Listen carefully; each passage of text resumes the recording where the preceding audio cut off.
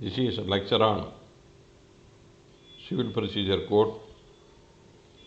Already in the previous class we have seen Order 9, the appearance of the parties.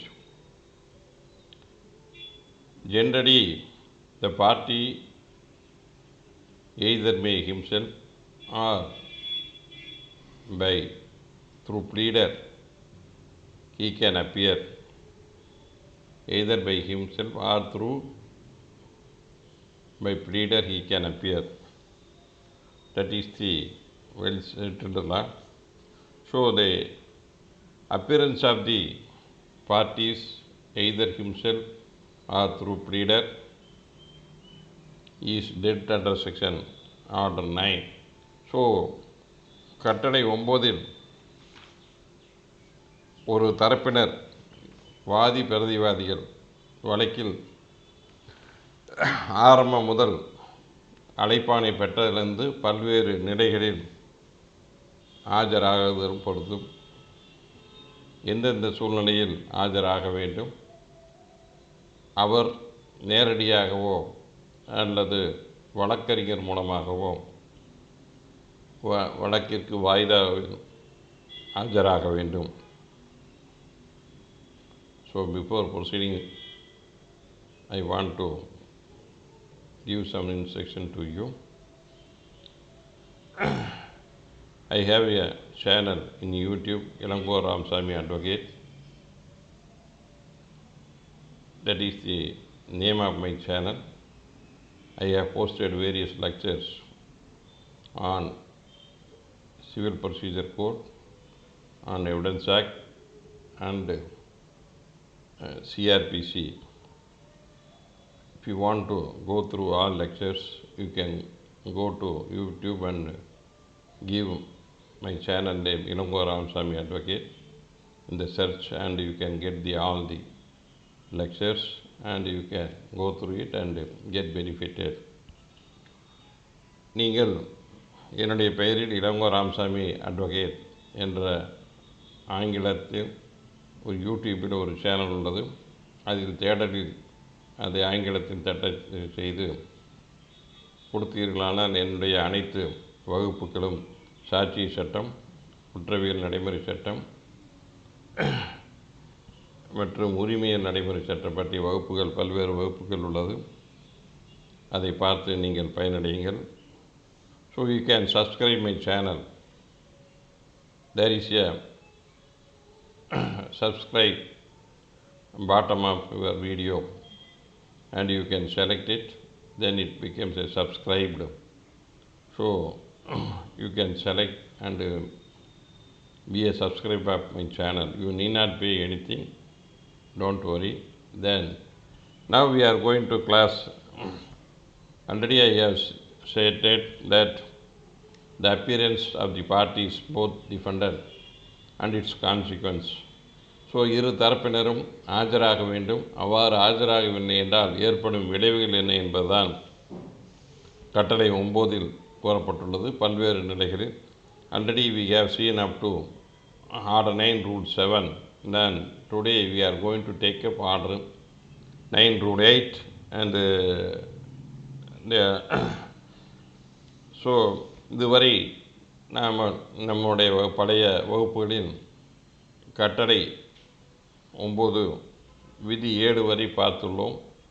அதில் ஒவ்வொரு தரப்பினரும் வாதி பிரதிவாதிகள் ஆஜராக வேண்டும். அவ்வாறு குறிப்பிட்ட ஒரு வழக்கு வாய்தாவுக்கு ஆஜராகவில்லை என்றால் வழக்கை என்ன நேரிடும், என்ன உத்தரவு பிறப்பிக்கலாம் மற்றும் அந்த உத்தரவின் மேல் நாம் என்ன நடவடிக்கை எடுக்க வேண்டும் என்று உள்ளதுதான் இந்த கட்டளை 9 உள்ளது. ஆகவே ஒரு வழக்கில் ஆஜராகவில்லை என்றால் என்ன உத்தரவு பிறப்பிக்க வேண்டும், அவ்வாறு உத்தரவு பிறப்பித்த பின்பு அதற்கு என்ன பரிகாரம் செய்ய வேண்டும் என்பதுதான் கட்டளை 9 விலாவரியாக கொடுக்கப்பட்டுள்ளது. விதி 7 வரை பார்த்துள்ளோம். இந்த வகுப்பில் விதி 8 ஆகும். So rule 8 what says procedure when the defendant only appears. So the plaintiff is not appearing in person or through by pleader. So he failed to appear, but defendant or his counsel is appearing. What kind of order can be passed? Where the defendant appears, the plaintiff does not appear when the suit is called for hearing. So, suit is called on for hearing. The court shall make an order that suit be dismissed. So, they can straight away, if no representation, the plaintiff called option, no representation, hence suit is dismissed. So, on default, failed to appear, that is dismissed for default. ஆஜராக தவறியதால் வாதி அல்லது வழக்கறிஞர் ஆஜராகவில்லை என்ற காரணத்தினால் தாவா தள்ளுபடி செய்யப்படுகிறது என்று நீதிமன்றம் உத்தரவு பிறப்பிக்கலாம். So that is the main object. So when the defendant alone appears either by himself or through pleader, then the plaintiff neither appeared by himself nor through counsel, then the court can pass order to dismiss the suit. That is the main objector, unless admits the claim and part thereof, in which court shall pass a decree against defendant upon such admission. If claim made by the plaintiff is admitted by the defendant, then court can pass order in absence of the plaintiff also. When there a party, so ஒரு வழக்கில் பிரதிவாதி ஆஜராகி நான் இந்த வழக்கை தீர்ப்பு செய்வதில் எவ்வித ஆட்சேபனை இல்லை அல்லது இந்த வழக்கின் சாராம்சத்தை ஒத்துக்கொள்கிறேன் என்று ஒப்புக்கொண்டால் வாதி ஆஜராகவில்லை என்றாலும் அதில் ஜட்ஜ்மெண்ட் தீர்ப்பு வழங்கலாம், தீர்ப்பு மற்றும் தீர்ப்புரை வழங்கலாம். அந்த ஒத்துக்கொண்டதிலிருந்து தீர்ப்பு வழங்கலாம். வேறு party only a claim has been admitted shall dismiss the suit in relation to a remainder. So the admitted portion, with regard to admitted portion alone, where other remaining portion the suit will be dismissed. That is the basic objects of the section rule 8. So the ruling, fresh suit cause of, if any dismissal made under order 9 rule 8, a fresh suit on the same cause of action is barred. If a suit is dismissed for non-appearance of the plaintiff, whether you are entitled to file a fresh suit, that is the ruling held no, the second suit on the same cause of action is barred. That is the Rajini Tammal versus Shiv Subramaniam 2010 2 CTC page 631. Equivalent citation 2010 3 Law Weekly page 184. 2010 2 Tamil Nadu Civil Judgment page 69 Madras. These are the reported judgment.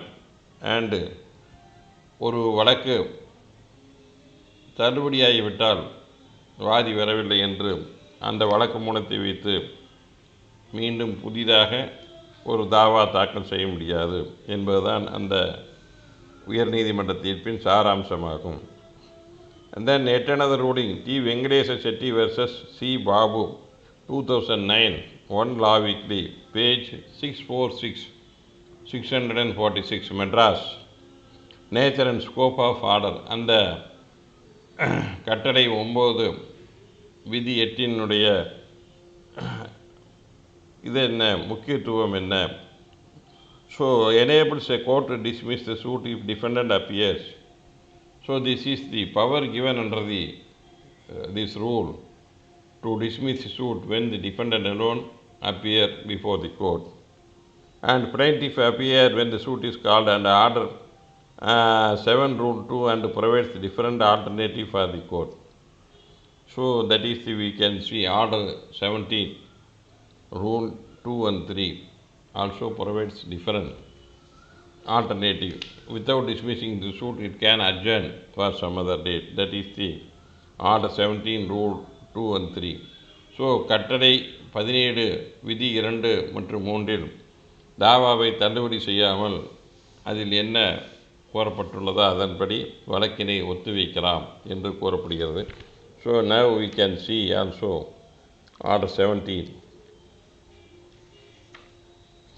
Rule 3 and 2 and 3. Procedure if party fails to appear on the day fixed. So அந்த வாய்தா தேதியில் நீதிமன்றத்தில் அந்த தரப்பினர் ஆஜராகவில்லை என்றால் make such order as things fit.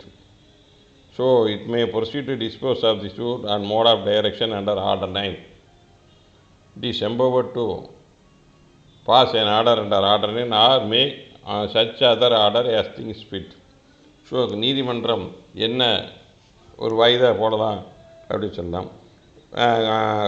Court may proceed notwithstanding either party fails to produce evidence where any part இரண்டு பேரும் ஆஜராக இல்லை என்றால் என்ன உத்தரவு பிறப்பிக்கப்படலாம் என்பதுதான் Rule 3, Order 17 Rule 3. So that is the basic of the Order 70. Then your suit is dismissed. Then what is the remedy for available for the plaintiff? So ஒரு தாவா நீங்கள் ஆஜராகவில்லை என்று தள்ளுபடி செய்யப்படுகிறது. அதற்கு நீங்கள் என்ன தீர்வு காண வேண்டும்? அதற்கு என்ன நடைமுறையை நீங்கள் கைப்பற்றலாம்? புதிய வழக்கு தாக்கல் செய்ய முடியாது. அந்த வழக்கினை மறுபடியும் விசாரணைக்கு எடுப்பதற்கு ஏதாவது நடைமுறை உண்டா? That is the Rule 9. The Rule 9 contemplates what is the procedure to be adopted by the plaintiff. So விதி 9இல் Order 9 Rule 9. ஸோ கட்டளை 9 விதி 9இல் ஒரு தாவா வாதி ஆஜராகவில்லை என்று தள்ளுபடி செய்யப்பட்டால் வாதி அதற்கு மேற்கொண்டு என்ன நடவடிக்கை எடுக்கலாம்? You are entitled to file a petition under Order 9 Rule 9 with the affidavit with petition stating the reason. What is the reason for non-appearance in the previous hearing? So you have to satisfy the court. These are the reason. I am not doing well. My counsel is not also out of session. I could not appear in person due to my illness. So something you have to state the satisfying grounds for non-appearance. Good cause should be shown. அவ்வாறு நீங்கள் ஆஜராகவில்லை என்று வழக்கு தள்ளுபடி செய்யப்பட்டால் அந்த வழக்கினை மீண்டும் கோப்புக்கு எடுக்க கூறி இந்த கட்டளை 9 விதி 9இல் ஒரு பிரமாண பத்திரிகை தாக்கல் செய்து அதில் நீங்கள் என்ன காரணத்தினால் அந்த குறிப்பிட்ட வாய்தாவில் நீங்கள் ஆஜராக முடியவில்லை, உடல்நிலை சரியில்லை, உறவினர் இறந்துவிட்டார், குடும்ப சூழ்நிலை என்று பல்வேறு காரணங்களை சொல்லி அந்த காரணங்களை கோர்ட்டு நீதிமன்றம் திருப்திப்படுத்தும் வகையில் அமைய வேண்டும். அந்த affidavit with the petition under Order 9 Rule 9. So you have to file. So the wholly or partly dismiss the plaintiff shall preclude from bringing suit in session. So you are not entitled to file a fresh suit, but he may apply to set aside the order of the dismissal. அந்த தள்ளுபடி செய்த உத்தரவினை ரத்து செய்யுங்கள். So you can file a petition with reasonable grounds to set aside the dismissal order. So அந்த ஆர்டரை நீக்கரவு செய்தல், that is set aside அந்த ஆர்டரை ரத்து செய்து உத்தரவிடுமாறும் தாவா தள்ளுபடியான உத்தரவை ரத்து செய்து உத்தரவு பிறப்பிக்குமாறு வேண்டுகிறேன் என்று you have to make a prayer.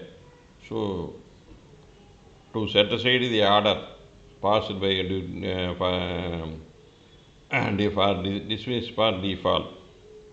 நீங்கள் ஆஜராகாதனால் தாவா தள்ளுபடி செய்யப்பட்ட என்ற நீதிமன்றம் பிறப்பித்த உத்தரவினை ரத்து செய்து மீண்டும் வழக்கினை கோப்புக்கு எடுக்க உத்தரவிடுமாறும் வேண்டுகிறேன். So restore the suit, set aside the dismissal order for default and restore the suit. You have to ask a specific prayer in this regard under this procedure. So dismiss and after hearing the other side, they may file a counter. After hearing both sides, the court may pass order to restore the suit. If it is things fit, you may be imposed cost. அதற்கு செலவுதொகையும் வழங்க சொல்லி உத்தரவிடலாம், அல்லது நிபந்தனை உத்தரவுகளும் நீங்கள் அடுத்த வாய்தாவில் ஆஜராகி வழக்கை நடத்த வேண்டும் என்ற ஒரு நிபந்தனை உத்தரவும் இடுவதற்கு நீதிமன்றத்திற்கு உரிமை உண்டு. அந்த உத்தரவு ரத்து செய்யும். So no order shall be unless notice of the application to. So you have to file the petition after giving notice. Every petition when you are going to file before a court, you have to give notice to the other side counsel. That is the procedure to be adopted. That is the practical. So you are going to file in any case, you have to give the copies of the what are the matters going to be filed, and you have to give a notice.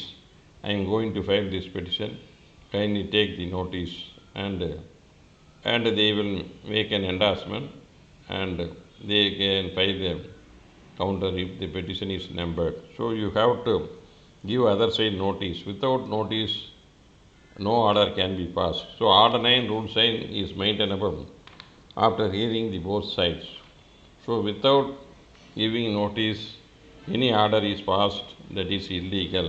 On this ground alone you can go for it. So எதிர்தரப்புக்கு பிரதிவாதிகள் தரப்பிற்கு வாதி தனது மனுவில் நான் இந்த மனுவை தாக்கல் செய்கிறேன், மீண்டும் வழக்கினை கோப்பெடுக்க இருக்கிற அதனுடைய மனு மற்றும் பிரமாண பத்திரிகை நகலை பிரதிவாதி தரப்புக்கு ஒரு நகலை கொடுத்து அதில் அவர்களிடம் கையொப்பம் பெற்று நீங்கள் நீதிமன்றத்தில் தாக்கல் செய்ய வேண்டும். That is the procedure. அந்த நடைமுறையில் மனு தாக்கல் செய்து மீண்டும் வழக்கினை கோப்புக்கு எடுக்க உத்தரவு பெறலாம். That is the basic things. So அப்படியே பண்டாரசாமி versus Thirumalai Ammal 2018 1 CTC page 320 Madras.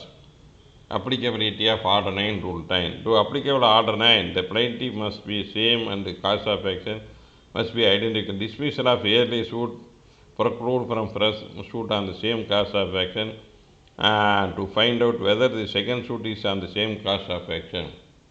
In that case, the test may be whether the same evidence would be support the relief of both. Albeit the test may not be conclusive. The cause of action, the plaintiff's right in the law of facts by which he must prove the right which constitutes the cause of action. Each case in light of infringement, not ground or origin of infringement that constitute a cause of action. So you should plaintiff must be same and identical. The bar should not be identical. So இதில் என்ன தடை உள்ளது என்றால் புதிய வழக்கு தாக்கல் செய்வதற்கும் அதே வழக்கு மூலத்தை வைத்து அதே சங்கதிகளை வைத்து மீண்டும் ஒரு வழக்கு தாக்கல் செய்ய முடியாது என்பதுதான் அந்த வழக்கின் தீர்ப்பின் சாராம்சம். Then the basic so in that case basic requirements of cause of action and burden of proof, these are the elaborate discussions are made by the court. So you can go through very good ruling, you can go through that ruling and read entirety. So and then if there are more number of one plaintiffs, suppose 2 or 3 persons join together and file a suit. Likewise, if more than one defendants, 2 or more defendants in a particular case, if any one of them is absent in the plaintiff side or in the defendant side. Some of the person are appearing, some of the person are not appearing. Then what kind of order can be passed? That is the Rule 10 and 11. Non-appearance of the sum of the plaintiff side deals with Rule 10. Non-appearance of some of the defendants is dealt under Rule 11. So, பல்வேறு வாதிகளோ அல்லது பல்வேறு பிரதிவாதிகளோ ஒரு வழக்கில் தரப்பினராக இருக்கும் பட்சத்தில் அதில் குறிப்பிட்ட சிலர் அல்லது ஒருவரோ பலரோ ஆஜராகாமல் வாதியோ அல்லது பிரதிவாதியோ போனால் அந்த வாதிகளை பொறுத்து அல்லது அந்த பிரதிவாதியை பொறுத்து என்ன நடைமுறை நீதிமன்றம் கைப்பற்ற வேண்டும். What is the procedure to be adopted the court when some of the plaintiff or the defendant side is not appearing, the remaining plaintiff and the defendants are appearing in the suits. So what is the procedure to be adopted? That is the Rule 9 and 10 deals. 9 deals with the plaintiff, 10 deals with the defendant. So I am going to read Rule 9, Order 9, Rule 9, Rule 10, sorry. Where there are more plaintiffs than one, one or more of them appear, one or more of them appear, and other do not appear. So, வாதிகள் பல்வேறு நபர்களாக ஒன்றுக்கு மேற்பட்டவராக இருக்கும் பட்சத்தில் அதில் ஒருவரோ சிலரோ ஆஜராகிறார்கள், மீதி நபர்கள் ஆஜராகவில்லை. Do not appear. The court may at instant of the plaintiff or plaintiffs appearing. So, again the court can ask the plaintiffs appearing in the case and permit the suit to proceed in the same way as the plaintiff has and make such order as things fit. So, the court may hear the plaintiffs appearing in that suit and hear them and proceed the suit in the same way all the plaintiffs has appeared and make such order as things fit. So, அனைத்து வாதிகளும் ஆஜரானால் என்ன நடைமுறை வேண்டுமோ அதன்படி நீதிமன்றம் உத்தரவிட்டு மேற்கொண்டு வழக்கின் விசாரணைக்கு ஒத்திவைக்கலாம். So, here no dismiss for default. Court can adjourn and permit to proceed the case further. அந்த வழக்கினை மேற்கொண்டு விசாரணைக்கு உத்தரவிடலாம், இருக்கின்ற வாதிகளை வைத்து விசாரிக்க உத்தரவிடலாம். Then the non-attendance of the some of the defendants, where there are more defendants than one, ஒன்றுக்கு மேற்பட்ட நபர்கள் பிரதிவாதியாக இருக்கும் வழக்குகளில் one or more them appear. So only few and remaining are not appearing. The other do not appear. The suit shall be proceed and shall at the time of pronouncement make such order to the defendant who do not appear. So the court can pass any order at the time of pronouncing the judgment with respect to the defendant who are not appearing. So ஒரு பிரதிவாதிகளை பொறுத்து சிலர் ஆஜராகி சிலர் ஆஜராகாமல் விட்டால் court தொடர்ந்து விசாரணை நடத்தி அந்த தீர்ப்பின் பொழுது அந்த ஆஜராகாத தரப்பினரை பொறுத்து என்ன உத்தரவு பிறப்பிக்க முடியுமோ அந்த தகுந்த உத்தரவை பிறப்பிக்கலாம். The court is entitled to pass any order regarding the defendants who are not appearing before the court and proceed with the presence of the appearing defendants and finally pronounce the judgment, and in the judgment there can be an order passed by the court who are not appearing. Against them any such order can be passed. Court thinks fit. So court என்ன நினைக்கிறதோ அந்த ஆஜராகாத தரப்பினரை பொறுத்து என்ன உத்தரவு பிறப்பிக்கலாம் என்று முடிவு செய்கிறதோ இருக்கின்ற பிரதிவாதிகளை வைத்து வழக்கு நடத்தி தீர்ப்பின் இறுதியில் அந்த ஆஜராகாத பிரதிவாதியை பொறுத்து என்ன உத்தரவு பிறப்பிக்க முடியும் என்று நீதிமன்றம் கருதி அந்த உத்தரவை பிறப்பிக்கலாம். That is the rule 11. So then rule 12. Consequence of non-attendance without sufficient cause of party ordered to appear in person. So usually you are entitled to appear through pleader. Normally the four parties can appear through pleader. Each and every hearing parties need not appear. The representation done by the pleader is enough. But in certain hearings, the presence of the plaintiff or the defendant is required. The court may ask the party should appear in person in the next hearing. A condition order can be passed. So சில வழக்குகளில் பொதுவாக வழக்குகள் அனைத்தும் வாதி தரப்பிலோ அல்லது பிரதிவாதி தரப்பிலோ அவருடைய வழக்கறிஞர் ஆஜரானால் போதும்.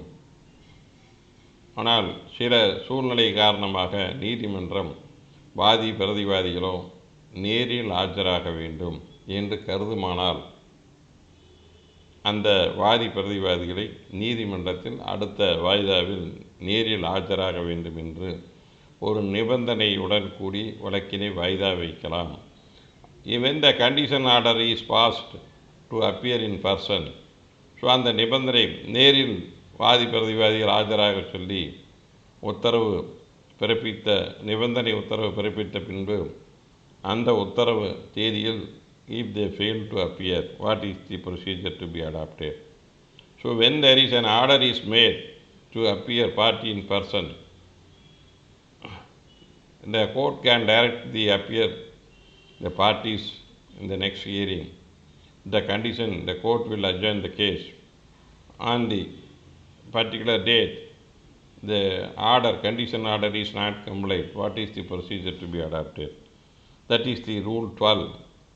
So where the plaintiff or defendant who has been ordered to appear in person. So who has been ordered to appear in person? So both plaintiff and defendant, they have been ordered to appear in person and does not appear in person. So does not appear in and so sufficient cause to the satisfy the failing to appear. There is a cause, காரணம். இந்த காரணத்தினால் தரப்பினர் இன்று நீதிமன்றத்தில் ஆஜராக முடியவில்லை என்று அந்த வழக்கறிஞர்கள் நீதிமன்றத்தை தகுந்த காரணம் கூறினால் he shall be subject to the foregoing rules apply to the respectively who do not appear. So for the sufficient cause for failing so appear, he shall be subject to all provision of the foregoing rules applicable to the plaintiff who do not appear. இதற்கு முன்னால் இந்த கட்டளையில் சொல்லப்பட்டுள்ள அனைத்து உத்தரவுகளையும் பிறப்பிக்கலாம். ஒன்றா வாதி அப்பீராகினா சூட்ட தள்ளுபடி பண்ணலாம், பிரதிவாதி அப்பீர்லாம் ஒருதலை பட்ச உத்தரவு பிறப்பிக்கலாம், அல்லது நீதிமன்றம் கருதுமானால் வழக்கினை வாய்தா தள்ளி அடுத்த வாய்தாக்கு ஆஜராக சொல்லி உத்தரவிடலாம். That is the options are given under order 9. Then already I have stated you our ex parte order. So when the defendant fails to appear on particular hearing, the court pass an order ex parte and proceed with the case in absence of the defendant. Then what is the procedure to be adopted? The plaintiff may be directed to give evidence, that is called ex parte evidence. So what are the documents, what are the evidence available on the side of the plaintiff? In the absence of the plaintiff and defendant, the plaintiff can examine any number of witnesses to satisfy the court to get a degree in the absence of the defendant.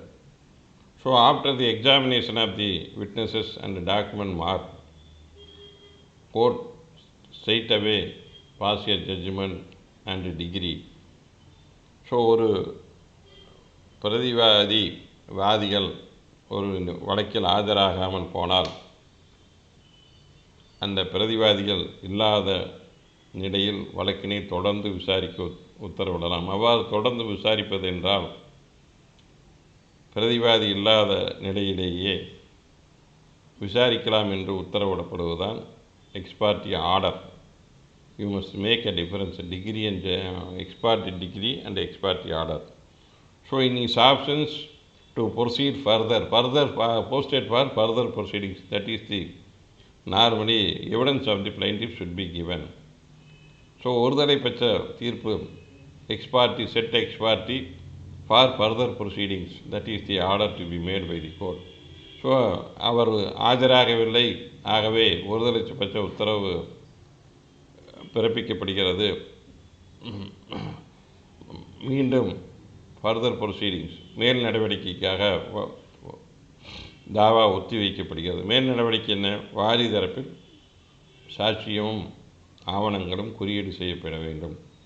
So அந்த பிரதிவாதி இல்லாத சமயத்திலேயே X party evidence ஒருதலை பட்ச சாட்சி அந்த வாதி தனக்குண்டான அனைத்து பிரமாண பத்திரிகையின் மூலம் ஆவணங்களையும் பிரமாண பத்திரிகை தாக்கல் செய்து சாட்சியம் விசாரித்த பின்பு நீதிமன்றம் தீர்ப்பு மற்றும் தீர்ப்பாணை பிறப்பித்து உத்தரவிடும். That is the ex party decree. So that is the completion of the case. So the case will be disposed of after passing the judgment. Ex parte degree is passed, that is called ex parte degree. So the case is disposed of. அந்த வழக்கு அத்துடன் முடிக்கப்பட்டு தீர்ப்புரை மற்றும் தீர்ப்பாணை இரண்டும் அந்த வழக்கில் வழங்கப்படும் ஒருதலை பட்சமாக. That is called X party degree, ஒருதலை பட்ச தீர்ப்பாணை. ஸோ ஒருதலை பட்ச உத்தரவு என்பது வேறு, ஒருதலை பட்ச தீர்ப்பு மற்றும் தீர்ப்பாணை என்பது வேறு. You have to distinguish X party order. ஒருதலை பட்ச உத்தரவு என்பது அவர் இல்லாமல் விசாரிக்க மேல் நடவடிக்கைக்காக உத்தரவிடுவது. அந்த மேல் நடவடிக்கை என்பது சாட்சியம் அளித்து இறுதியாக தீர்ப்பு வழங்கப்படுவது. இறுதியாக தீர்ப்பு வழங்கப்பட்டவென்றால் தீர்ப்பு மற்றும் தீர்ப்பாணை அந்த வழக்கு அத்துடன் முடிவடைகிறது. So then what is the course for available for the Defender? அதற்கு பின்னிட்டு ஒருதலை பட்ச தீர்ப்பு மற்றும் தீர்ப்பாணை பிறப்பித்த பின்பு பிரதிவாதிக்கு என்ன நடைமுறை பின்பற்ற வேண்டும்? That is the order 9 rule 13. To set aside the ex parte degree passed in the judgment and disposal of the case, you have to come forward with the affidavit. You have to prepare detailed affidavit for non-appearance on the particular date, and your sufficient cause should be stated. So it should be filed within 30 days from the date of judgment. So 30 days is the limitation to file a set aside the ex parte degree order.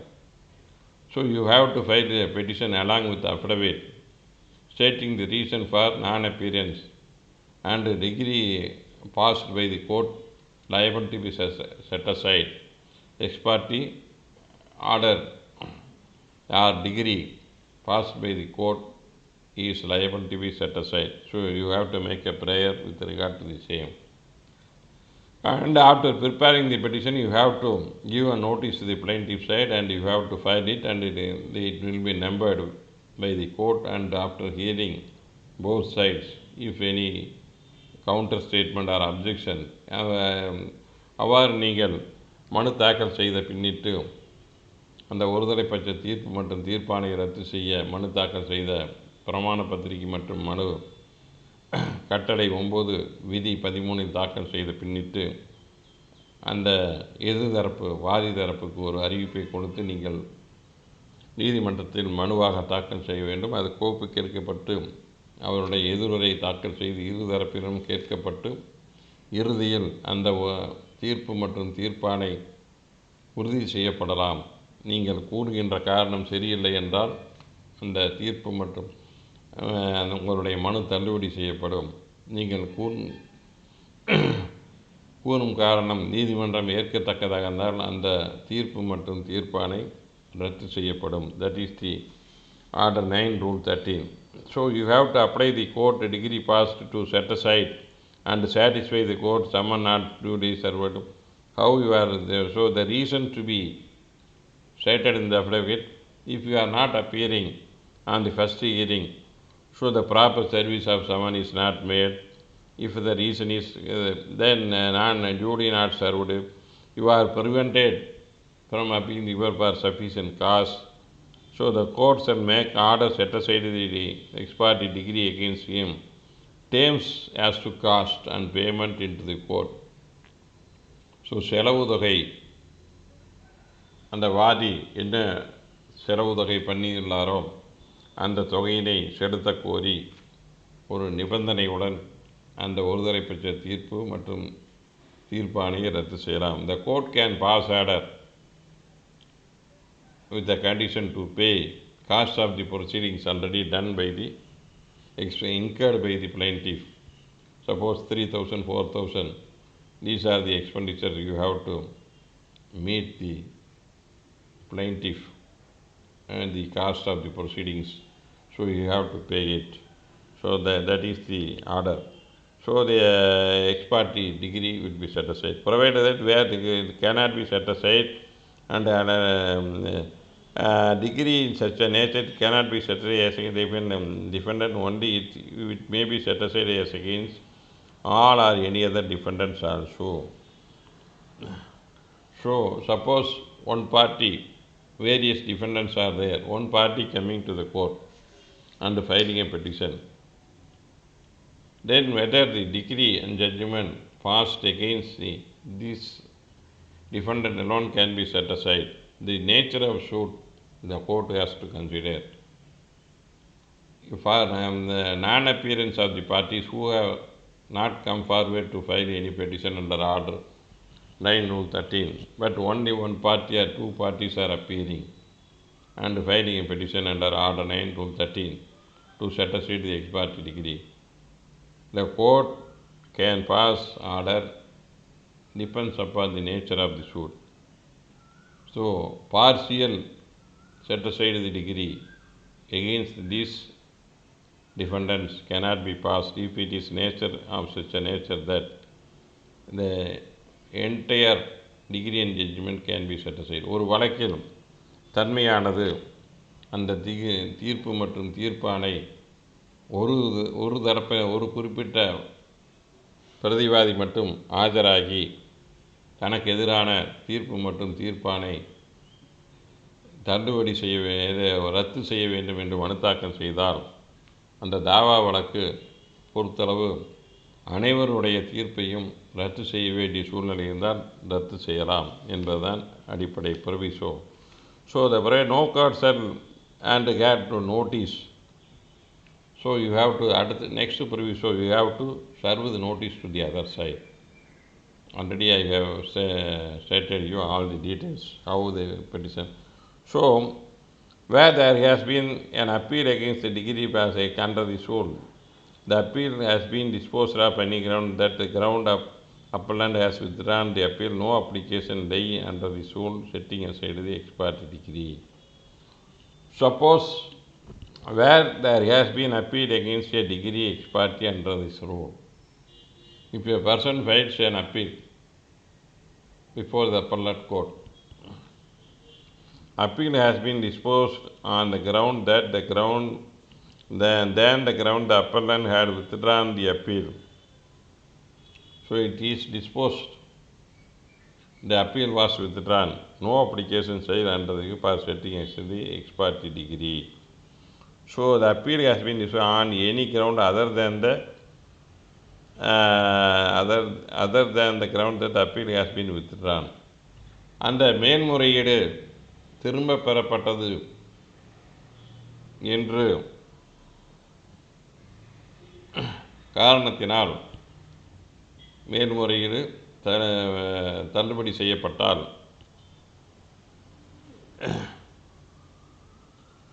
மட்டுமே இந்த வழக்கில் அப்பீலை இந்த பிரிவின் இந்த விதியின் கீழ் நீங்கள் மனு தாக்கல் செய்ய இயலும்.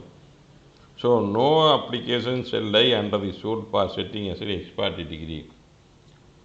ஒருதலை பட்ச தீர்ப்பினை எதிர்த்து நீங்கள் மேல்முறையீடு செய்கிறீர்கள். அந்த மேல்முறையீடு அந்த மேல்முறையீடு வாபஸ் பெறப்பட்டது என்று கூறினால் மட்டுமே withdrawn other than the ground that the appellant has no application shall lie if it is disposed on any other ground. So மற்ற காரணங்களுக்காக அந்த மேல்முறையீடு முடிக்கப்பட்டால் இந்த ஆர்டர் 9 ரூல் 13 படி நீங்கள் மனு தாக்கல் செய்ய முடியாது. So that is the explanation. So withdraw பண்ணிவிட்டு நீங்கள் போட்டால் போடலாம் அப்பீல, இல்லாட்டி வேறு மெரிட்டில் அந்த உத்தரவு அப்பீல் மேல்முறையீடு முடிக்கப்பட்டால் நீங்கள் இந்த பிரிவின் கீழ் ஒருதலை பட்ச உத்தரவு தீர்ப்பு மற்றும் தீர்ப்பாணையினை ரத்து செய்ய மனு தாக்கல் செய்ய முடியாது. So the executing court which passed degree 1 and the same order 21 cannot be invoked. So when the executing court and the court which passed degree 1 and the same, the order 26 cannot be invoked. That is the Murugan versus Perumal 2018 1 Madras Weekly Notes Civil. So executing court ரெண்டு கோர்ட்டும் நிறைவேற்று நீதிமன்றமும் தீர்ப்பு வழங்கிய நீதிமன்றம் ஒரே நீதிமன்றமாக இருக்குமானால் கட்டளை 21 விதி 26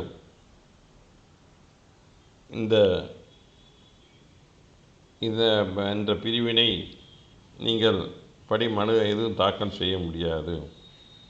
so that is the main. So we can go through section 21 order 21 rule 26. Zero condemnation application rejection. You are filing a petition. You are not knowing the ex parte degree. So it came to knowledge only after 6 months or 1 year or 3 months within the knowledge. You had no knowledge of ex parte degree. உங்களுக்கு 30 நாட்களுக்குள் அந்த ஒருதலை பட்ச தீர்ப்பு மற்றும் தீர்ப்பாணையை வழங்கிய தேதியிலிருந்து ரத்து செய்ய மனு தாக்கல் செய்ய. அவ்வாறு நீங்கள் தாக்கல் செய்வதில்லை, உங்களுக்கு தெரிவதில்லை, 30 நாட்களுக்கு மேல் காலந்தாமதமாகிவிடுகிறது. Then what is the limitation? So section 5 கால வரையறை சட்டம் கால தாமதத்தை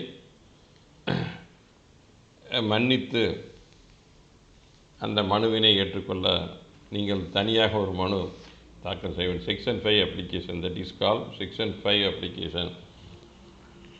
ஸோ delay contain limitation.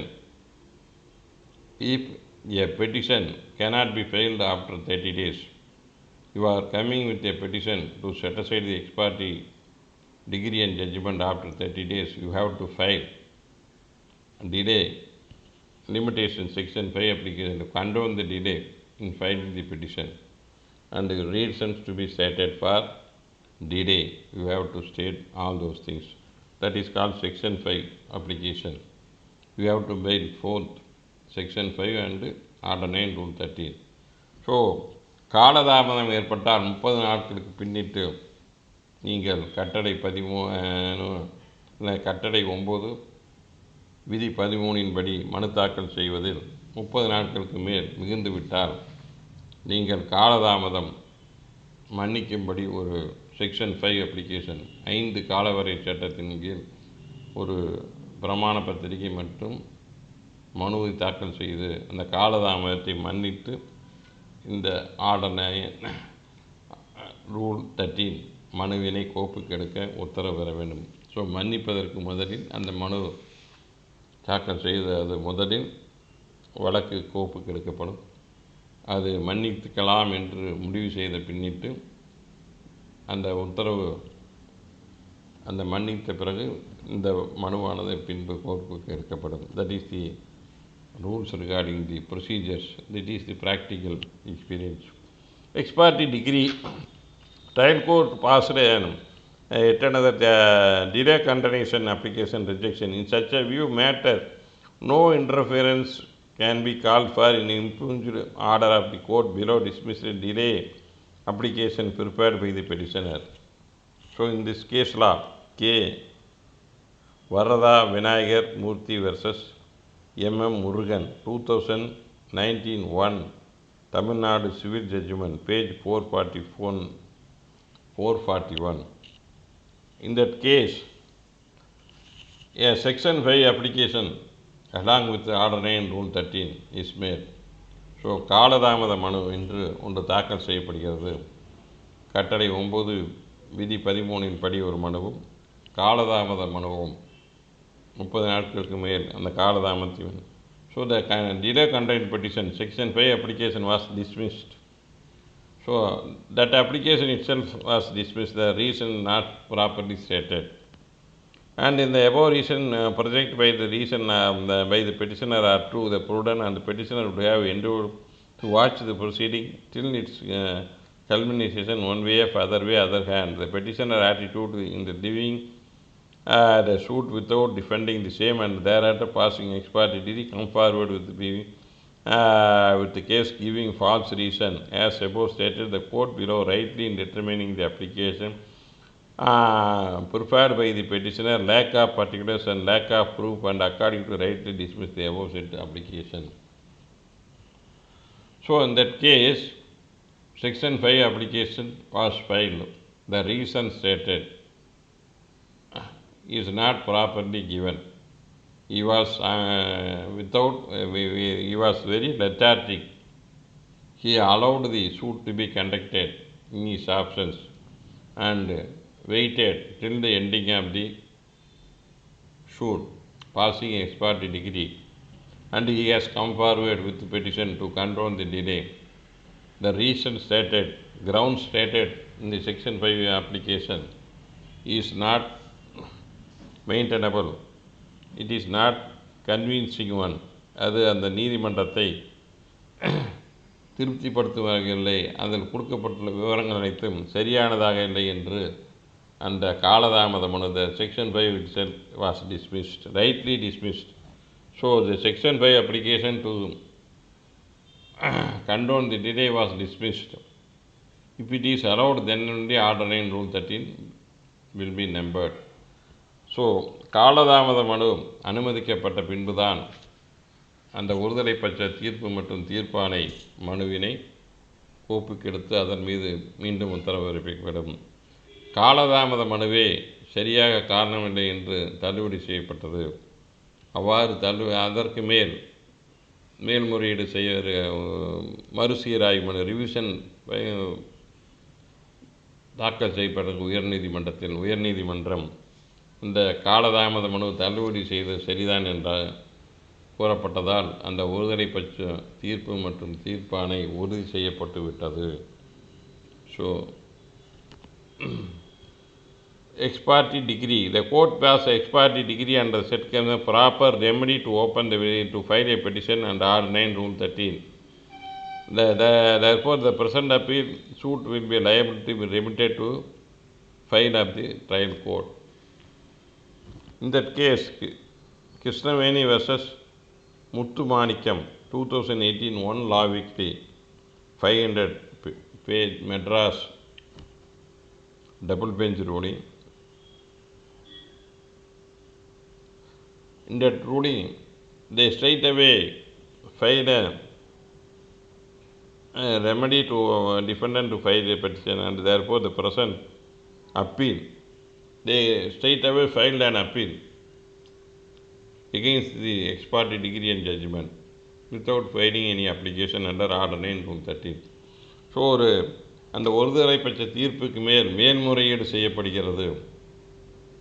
அந்த ஒருதலை பட்ச தீர்ப்பை ரத்து செய்வதற்கு இந்த கட்டளை 9 விதி 13 கீழ் எம்மதும் தாக்கல் செய்யப்படாமல் நேரடியாக மேல்முறையீடு செய்தது தவறு என்று அந்த வழக்கினை அந்த மேல்முறையீட்டை கீழமை நீதிமன்றத்திற்கு விசாரணை நீதிமன்றத்திற்கு அனுப்பிவிடுகிறது. That is, the appeal suit is liable to be remitted to the file of the trial court. So மேல்முறையீட்டு மனுக்கள் அந்த